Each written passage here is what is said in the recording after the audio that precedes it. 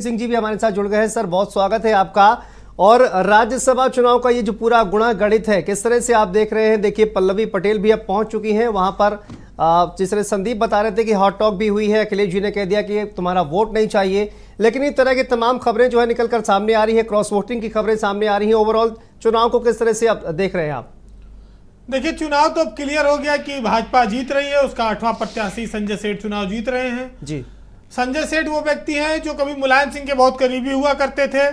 उनको विधान परिषद में जब राज्यपाल ने भेजने से मना कर दिया था तो मुलायम सिंह ने उनको राज्यसभा में भेजा था और ऐलान करके भेजा था। उसके बाद वो जब बीजेपी की सरकार बनी तो फिर वो भाजपा में चले गए और वहाँ से वो फिर उसी सीट पर दोबारा से राज्यसभा के मेंबर चुने गए थे। अब उनको बीजेपी ने इस बार 8वां कैंडिडेट बनाया है। समाजवादी पार्टी में लगभग 10 वोटों की सेंधमारी हो चुकी है। ऐसा लगता है कि करीब 10 विधायक टूटे हैं और उसका पूरा फायदा भाजपा ने उठाया है। भाजपा को सबसे ज्यादा सफलता अमेठी और रायबरेली में मिली है, जहां पर पार्टी के मुख्य सचेतक ऊंचाहार से विधायक थे मनोज पांडे, वो टूट गए और वो बताया जा रहा है कि वो रायबरेली से लोकसभा का चुनाव भी लड़ सकते हैं। हालांकि उनकी इच्छा हमेशा से रही है कि वो उत्तर प्रदेश की सरकार में मंत्री बन जाएं, कैबिनेट मंत्री बने। एक बार अखिलेश यादव की सरकार में वो कैबिनेट मंत्री रहे हैं, लेकिन पहले उनको शायद लोकसभा चुनाव लड़ाया जाएगा। राकेश प्रताप सिंह गौरीगंज से विधायक है अमेठी से, और महाराजी देवी जो गायत्री प्रसाद प्रजापति की पत्नी है, उनको भी बीजेपी ने अपने पाले में खींच लिया है। हालांकि गायत्री प्रसाद प्रजापति के भ्रष्टाचार को लेकर बीजेपी बहुत ज्यादा चिल्लाती रही है, शोर मचाती रही है, लेकिन जहां अपनी गरज होती है वहां लिपटना कबूल होता है। वहां पर तमाम सारे दाग अतीत को भुला दिया जाता है। तो इसके अलावा फैजाबाद से विधायक हैं गोसाईगंज से समाजवादी पार्टी के अभय सिंह, उन्होंने क्रॉस वोट किया है और बहुत सारे नाम और भी आ रहे हैं। तो ये बीजेपी की कहा जाए लोकसभा चुनाव से पहले एक बड़ा मनोवैज्ञानिक जीत भी होगी और उन्होंने काफी बड़ी संख्या में विधायक तोड़कर अपने लिए आगे के रास्ते को आसान किया है कि वो लोकसभा चुनाव में अच्छी मार्जिन से जीते, क्योंकि इंडिया अलायंस हुआ और उसमें उसके बाद ये समाजवादी पार्टी के विधायक टूट गए, उनका तीसरा कैंडिडेट हार जाएगा। ये थोड़ा रोचक होगा देखना कि जय बहादुरी हारती हैं या आलोक रंजन हारते हैं। तो ये भी एक महत्वपूर्ण बात होगी, या रामजी लाल सुमन जो कैंडिडेट हैं, 3 में से हार किसकी होगी इस पर। लेकिन सपा नेतृत्व ने बात जान ली है कि उनके विधायक बड़ी संख्या में टूटे हैं और भाजपा में गए हैं। सुबेरे से देखिए ये बात तो चल रही थी, लेकिन सपा के लोगों को कल ही पता चल गया था जब दावत में लोग नहीं पहुंचे। ना मनोज पांडे फोन उठा रहे थे, ना अभय सिंह फोन उठा रहे थे। तो सपा के लोग जान गए थे कि ये लोग अब पार्टी के ग्रिप से, पार्टी की इच्छा से बाहर जा चुके हैं। पूजा पाल आपने नाम सुना होगा जी, वो भी बीजेपी को वोट देने जा रही हैं। रितेश पांडे के पिता राकेश पांडे, रितेश पांडे पहले अखिलेश यादव से मिले थे, लेकिन शायद टिकट नहीं हो पाया, इस वजह से वो बीजेपी में चले गए और अब उनके पिता भी चले गए। तो ये सब आया राम गया राम चलता है। देखिए, अगर ये सब हरकतें ना हो तो ये जो विश्वासघात, धोखेबाज, दल बदलू और लालची, ये सब शब्दों की उपयोगिता खत्म हो जाएगी। इनकी उपयोगिता इसीलिए कि सियासत में बहुत बड़ी संख्या में ऐसे ऐसे अवसर आते हैं विधान परिषद के और राज्यसभा चुनाव के, जब आपको देखने को मिलते हैं।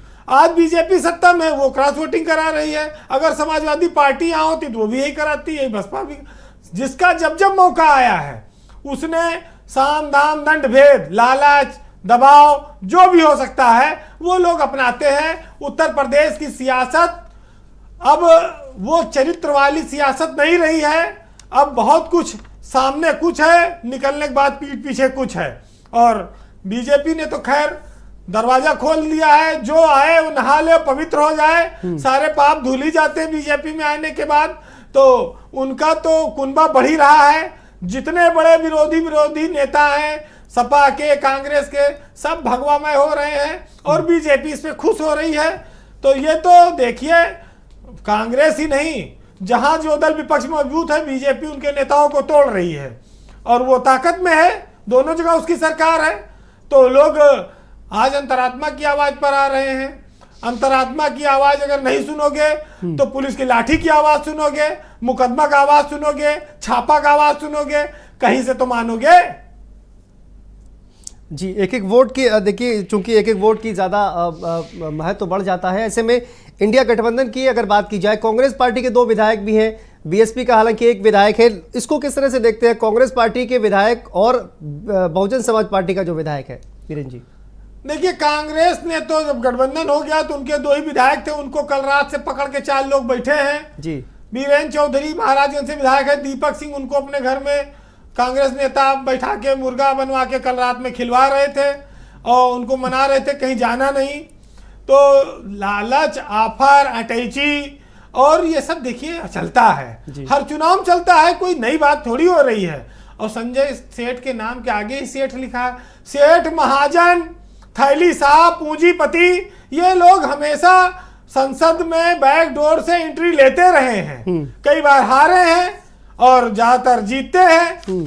अच्छा, विधायक अगर निर्विरोध चुनाव हो जाए तो उनको कौन पूछता आज जी। और ना कोई दावत देता, ना कोई सम्मान करता। ऐसे तो पार्टी भी, हर पार्टी पूछ रहे अपने विधायकों को, भाई आप आइए, आपका सम्मान है और आपके पूछ हो रही है, डिनर दे रहे हैं, वहां पर एक दूसरे से मिलवाया जा रहा है, मुख्यमंत्री से लेके बड़े बड़े नेता मिल रहे हैं, पार्टियों के राष्ट्रीय अध्यक्ष सब मिल रहे हैं, सबको भाईचारे में, इसी में प्रेम नजर आता है। ये चुनाव बहुत ही फायदेमंद रहा है छोटे दलों के लिए, विधायकों के लिए। इस दृष्टिकोण से ऐसे चुनाव होते रहने चाहिए। भाई कुछ जेब भी गर्म हो जा रही है, मान सम्मान भी बढ़ जा रहा है और पार्टी में पूछ बढ़ गई, तो और क्या चाहिए विधायकों को। ये अच्छा है, ये चुनाव हुआ, निर्विरोध हो जाता तो कौन पूछता बताइए। गुजरा गवाही और लौटा बाराती आज तक किसी ने पूछा? जो मिल गया वो ले लो पहले, उसके बाद फिर देखा जाएगा। बिल्कुल, और 8वां प्रत्याशी उतार कर जो है वो ये चुनाव और भी ज़्यादा महत्वपूर्ण जो है वो कर दिया, जिसके बाद ये खींचातानी जो है वो शुरू हो गई। जिस तरह आपने कहा कि छोटे दलों